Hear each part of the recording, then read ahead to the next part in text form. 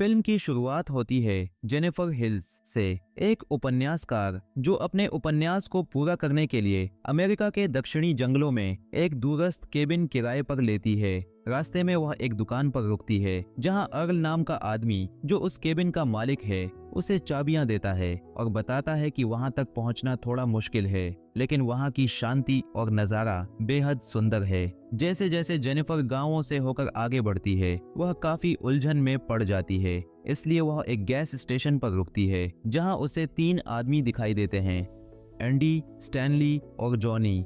तीनों उससे फ्लर्ट करने की कोशिश करते हैं, लेकिन जेनिफर उन्हें नजरअंदाज कर देती है क्योंकि वह पूरी तरह अपने काम पर ध्यान देना चाहती है। वह बस उनसे अपने केबिन का रास्ता पूछती है जो उसे नहीं करना चाहिए था। जॉनी उसकी खूबसूरती देखकर फिर से कोशिश करता है, पर गलती से उसके हाथ से तरल पदार्थ की बाल्टी गिर जाती है जिस पर एंडी और स्टैनली हंसने लगते हैं। जेनिफर वहां से निकल जाती है और जॉनी की शर्मिंदगी साफ झलकती है। कई मील बाद वह अपने एकांत भयानक से लगने वाले केबिन पर पहुंचती है जहां वह अगले कुछ महीनों तक रहने वाली है। वह अपना सामान खोलती है और लिखने का काम शुरू कर देती है। अगले दिन जेनिफर झील के किनारे आराम कर रही होती है, तभी उसे जंगल से कुछ आवाजें सुनाई देती हैं। वह सोचती है कि शायद कौवे या जानवर होंगे और वापस अपने काम में लग जाती है। शाम को वह केबिन के बरामदे में बैठकर लिख रही होती है कि अचानक उसे शेड, गोदाम से आवाजें आती हैं। वह उत्सुकता से वहां जाती है और देखती है कि वहां बस उपकरण और कुछ पॉइजन लिखे कनस्तर रखे हैं। वह परवाह नहीं करती और वापस आ जाती है।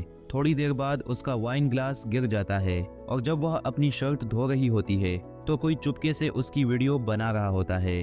अगली सुबह जेनिफर जॉगिंग पर जाती है और रास्ते में एक छोड़ा हुआ पुराना घर देखती है। वह भीतर झांकती है पर कुछ खास नहीं पाती और अपने दिन का काम जारी रखती है। शाम को जब वह नहाने की सोचती है तो पता चलता है कि पानी गंदा है और टॉयलेट जाम हो गया है।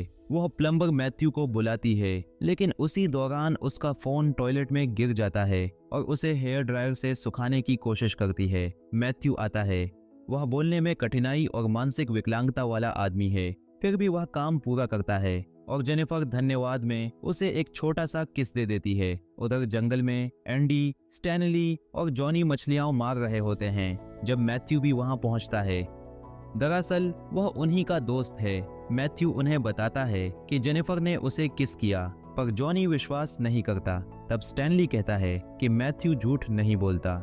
इसके बाद स्टैनली वह वीडियो दिखाता है जो उसने पिछली रात जेनिफर की चोरी से बनाई थी। यह देखकर जॉनी गुस्से और उत्तेजना में भर जाता है। वह कहता है कि ऐसी औरतें मजा चाहती हैं और इशारा करता है कि वह कुछ करने वाला है। उस रात जेनिफर फिर से घर के बाहर अजीब आवाजें सुनती है और अब उसे डर महसूस होने लगता है। अचानक उसके दरवाजे पर धड़ाम की आवाज आती है और वह देखती है कि वहां एक मरा हुआ पक्षी पड़ा है। वह केबिन के चारों ओर देखती है लेकिन कोई नहीं मिलता। वापस लौटकर जब वह अपना लैपटॉप खोलती है तो उसमें जॉनी और उसके दोस्तों की एक सेल्फी दिखती है। वह डर जाती है और तभी वे सब अंदर घुस आते हैं। एंडी उसे ताने मारता है। स्टैनली हाथ में कैमरा लेकर रिकॉर्डिंग करने लगता है और जॉनी मैथ्यू को जबरदस्ती अंदर घसीट लाता है। हालांकि मैथ्यू इस सब से असहज है। जेनिफर डरते हुए कहती है कि उसका बॉयफ्रेंड जल्द आने वाला है, पर कोई उस पर विश्वास नहीं करता। वे उसका मजाक उड़ाने लगते हैं, उसके लेखन को बेइज्जत करते हैं और जलती हुई माचिसें उसकी तरफ फेंकते हैं। जॉनी उसे जबरदस्ती शराब पिलाता है और डर के मारे वह पी भी लेती है। मैथ्यू कोने में दुबका बैठा रहता है। वह कुछ करने की हिम्मत नहीं जुटा पाता। माहौल और भयावह हो जाता है जब जॉनी उससे कहता है, मुझे अपने दांत दिखाओ।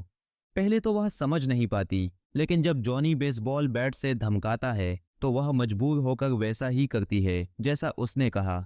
अगले ही पल जॉनी अपनी बंदूक निकालता है और उसे जेनिफर के मुंह में ठूंस देता है। बाकी लड़के इस पर हंसने लगते हैं। तभी एंडी जेनिफर के पास आता है, लेकिन इस बार जेनिफर बोतल उठाकर उसके घुटने पर मार देती है और मौका पाकर पेपर स्प्रे उठाती है।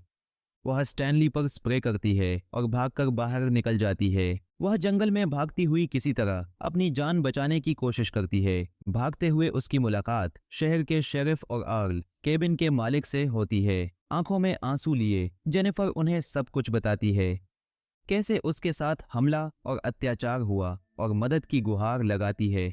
शेरिफ अर्ल से कहता है कि वह वापस चला जाए और वह खुद जेनिफर को केबिन तक छोड़ने की पेशकश करता है ताकि सब कुछ ठीक कर सके। लेकिन जैसे ही वे केबिन पहुंचते हैं वहां कोई नहीं होता। शेरिफ आसपास देखने लगता है और फिर अचानक उसका रवैया बदल जाता है। उसे वहां शराब की टूटी बोतल और नशे का जॉइंट मिलता है। वह जेनिफर पर झूठ बोलने का आरोप लगाता है और कहता है कि उसे उन लड़कों पर इल्जाम लगाने का कोई हक नहीं, क्योंकि वह उन्हें बचपन से जानता है। इसके बाद वह बॉडी सर्च के बहाने जेनिफर को छूने लगता है। वह उसे छेड़ने की कोशिश करता है।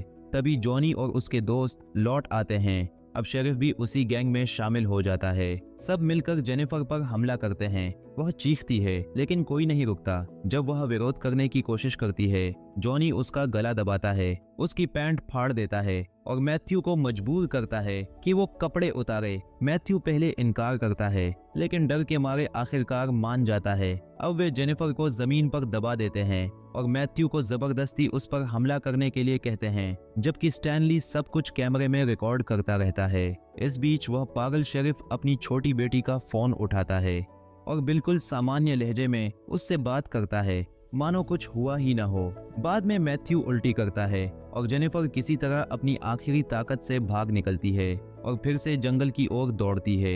लेकिन जंगल में फिर वे सब उसे घेर लेते हैं। एंडी उसे पानी के गड्ढे के पास खींचता है और बार बार उसका सिर पानी में डुबोता है। जब वह जमीन पर गिर जाती है शेरिफ अपनी पैंट उतारता है और उस पर हमला करता है, उसकी मिन्नतें अनसुनी करते हुए। फिर बाकी सब एक एक करके उसका शोषण करते हैं और स्टैनली की कैमरा रिकॉर्डिंग जारी रहती है।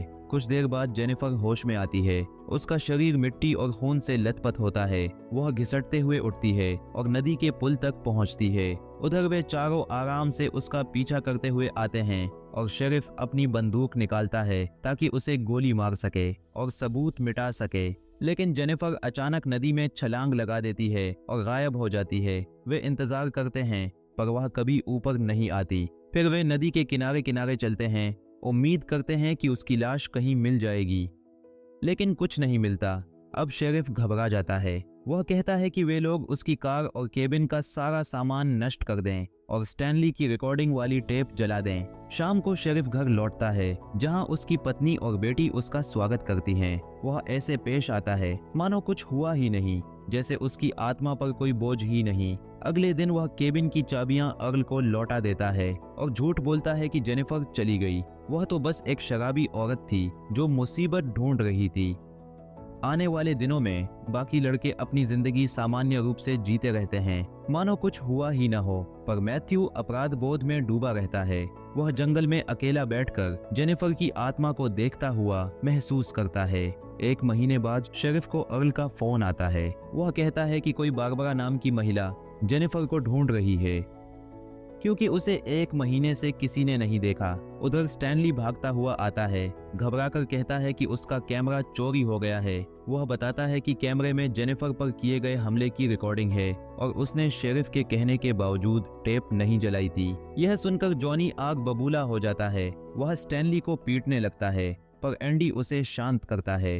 उस रात जॉनी अकेला टीवी देख रहा होता है। तभी दरवाजे पर धड़ाम की आवाज आती है। वह बाहर जाकर देखता है, वहां एक मरा हुआ पक्षी पड़ा है। वह उलझन में लौटता है पर फिर एक और आवाज होती है। इस बार गुस्से में वह अपनी बंदूक लेकर बाहर निकलता है और देखता है कि उसके दरवाजे पर जेनिफर की एक सैंडल रखी है। जॉनी अंधेरे में पागलों की तरह गोलियां चलाता है और सामने की हिलती हुई झाड़ियों की तरफ भागता है, लेकिन वहां कुछ नहीं मिलता। अगले दिन शेरिफ घर लौटता है और देखता है कि किसी ने उसकी पत्नी को एक पार्सल भेजा है।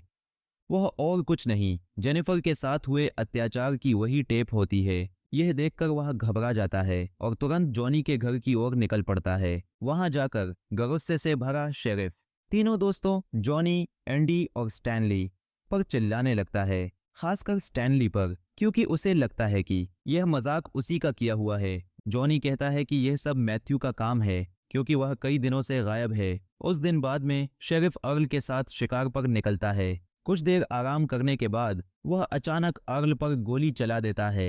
असल में अर्ल उस अपराध का गवाह था। वह जानता था कि शेरिफ जेनिफर को वापस केबिन में लाया था। उधर पछतावे से घिरा मैथ्यू एक पुराने छोड़े हुए केबिन में जागता है और वहाँ जेनिफर को सोफे पर बैठा देखता है। वह खुश होकर उसके पास आता है, रोते हुए माफी मांगता है, लेकिन जेनिफर उसे माफ नहीं करती। वह रस्सी निकालती है और उसका गला दबाने लगती है।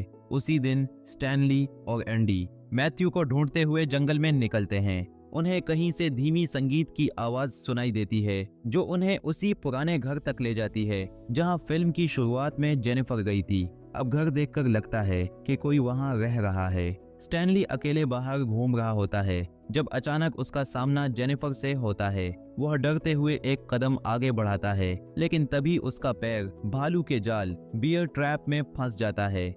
वह दर्द से चीख उठता है। एंडी उसे बचाने आता है, पर जेनिफर उसके सिर पर वार कर उसे बेहोश कर देती है। कुछ देर बाद स्टैनली होश में आता है और देखता है कि वह लकड़ी के ठूंठ से बंधा हुआ है। जेनिफर उसके सामने कैमरा लगाती है और उसे एक मरा हुआ चूहा जबरदस्ती खिलाती है। फिर वह उसकी पलकों में कांटे घोंपती है और उन्हें ठूंठ से बांध देती है। वह मछली का पेट फाड़कर उसके अंदरूनी हिस्से स्टैनली के चेहरे पर फैला देती है। मछली की गंध से कौवे आने लगते हैं और वे उसकी आंखें नोच नोच कर खा जाते हैं। वह खून से लथपथ वहीं मर जाता है। उधर एंडी होश में आता है। वह खुद को लकड़ी के तख्तों से बांधा हुआ पाता है जो एक बाथटब के ऊपर रखे हैं। पानी धीरे धीरे ऊपर चढ़ रहा होता है। जेनिफर अंदर आती है और बिना कुछ कहे उसका सिर पानी में डुबो देती है।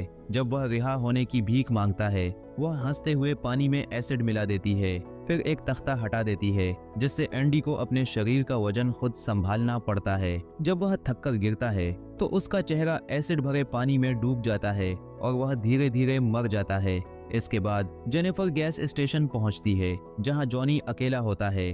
वह एक स्पीड रिंच से उसके सिर पर वार करती है और उसे बेहोश कर देती है। जब जॉनी होश में आता है, वह नंगा और बंधा हुआ होता है। उसके मुंह में घोड़े की लगाम हॉर्स बिट फंसी होती है। जेनिफर लगाम को कसती है और उसके दांत उखाड़ने लगती है। वह दर्द और डर से पेशाब कर देता है। फिर जेनिफर लगाम हटाती है और बंदूक उसके मुंह में डालती है। जॉनी फिर भी घमंडी हंसी हंसता है।